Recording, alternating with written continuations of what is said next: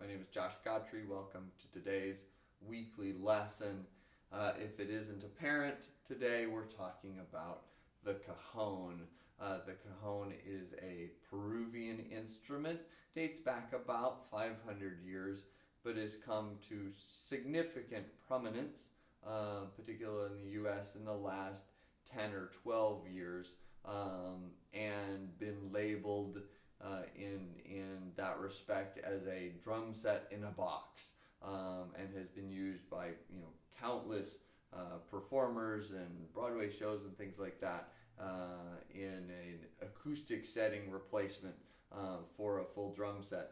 Today I want to talk not so much about specifics of how to play the instrument, but some of the usefulness of the instrument as a gateway drum or transitional instrument between playing snare drum and moving towards the drum set. A lot of my younger students, as they start branching out from the beginning practice pad or snare drum and beginning mallet stuff into hand percussion and drum set and other areas of performance, one of the instruments that they're often gravitating to, and I sometimes lead them to prior to buying a full drum set and starting practice on a drum set, is a cajon, because I think a lot of the things you can learn on cajon can help prepare you for drum set, but there are some certainly significant benefits to starting here with this instrument. Number one, of course, it's smaller. It takes up a smaller footprint in someone's living room or bedroom or whatever the case may be. Along with that, it's also easier to transport. If you're going to have a rehearsal with your friend who plays guitar or something like that, it's a lot easier to throw this in the car than a full drum set. The other thing is that it is certainly softer. Of course, parents' biggest fears when getting a drum set is just the volume, sheer volume, not only for the performer, who hopefully when practicing will wear some sort of ear protection or use some sort of mutes or muffles on the drums, but also for the remainder of the family or even next door neighbors who are going to hear it at what hours of the night. So obviously it's a lot more less of a noise concern. But the other thing is that this instrument kind of boils percussion, drum set playing down to its key elements.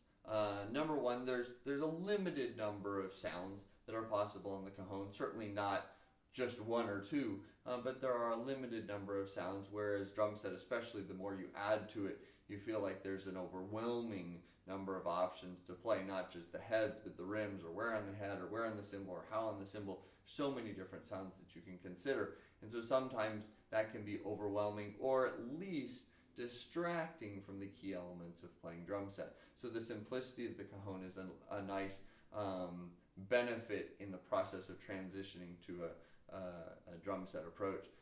The other thing, though, is you can kind of contrarily, you can work on both elements that I think are critical in transferring from a single instrument like the snare drum to a multifaceted instrument like drum set, in that there's both independence skills and there's linear skills that have to be incorporated. So if I play just a basic rock beat on the cajon, I'm really using independent skills in terms of my one hand is going to serve as my bass drum and my other hand is going to serve as my snare drum, and I'm going to be pretty consistent about that during a groove. So here's an example.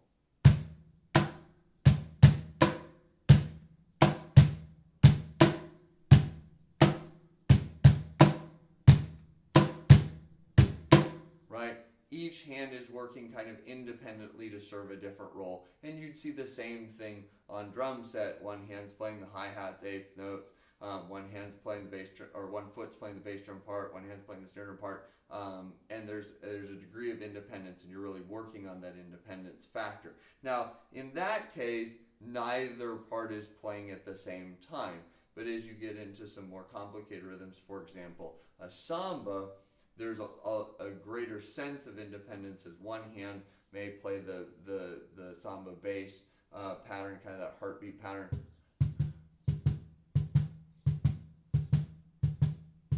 while the other hand could play the partito alto part on that snare sound.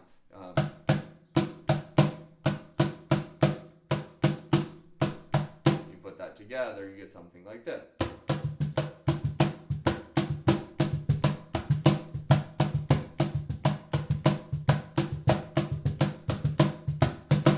Okay, so you see there's a slightly more extensive degree of hand independence or limb independence working on something like that. And that hasn't even gotten into, whether or not we put a pedal instrument on the foot with a cajon or use some heel knocks or something like that to make a third texture that's available to cajon. So number one, it provides some attention on hand independence that can be useful to four-limb independence that will be developed on the drum set. Then the second thing, the second area of performance on drum set is some sort of linear playing, and this is when we play particularly fills or grooves that are more a combined effort of all limbs to create one specific idea. And that comes on cajon from playing different parts of the drum in more of a fill setting or cooperative setting. Even if I play something like a shuffle on this drum, typically I'm going to do a hand-to-hand motion that is not the two limbs working independently, but the two limbs working cooperatively, playing different parts of the drum. So here's an example just of like a halftime shuffle.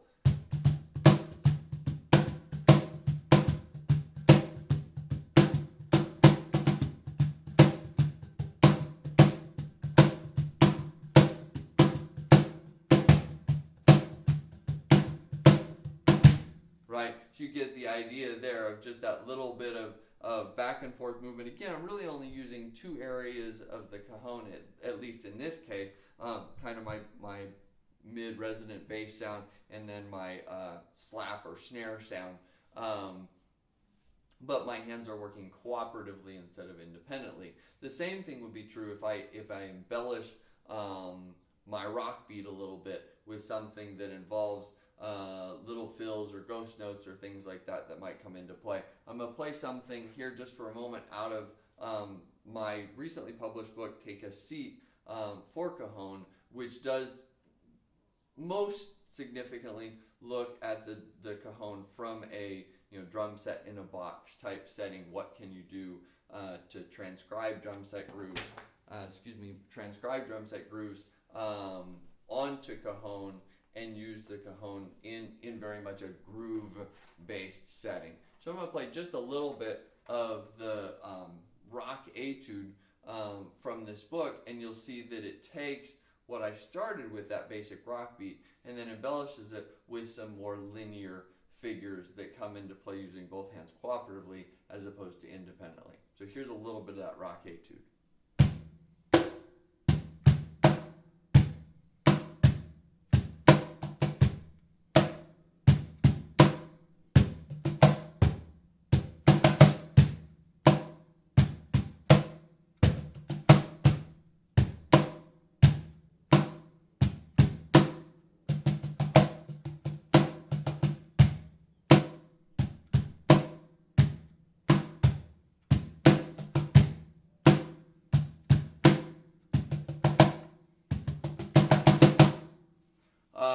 And you can see a part of that is just my hands doing their bass snare thing.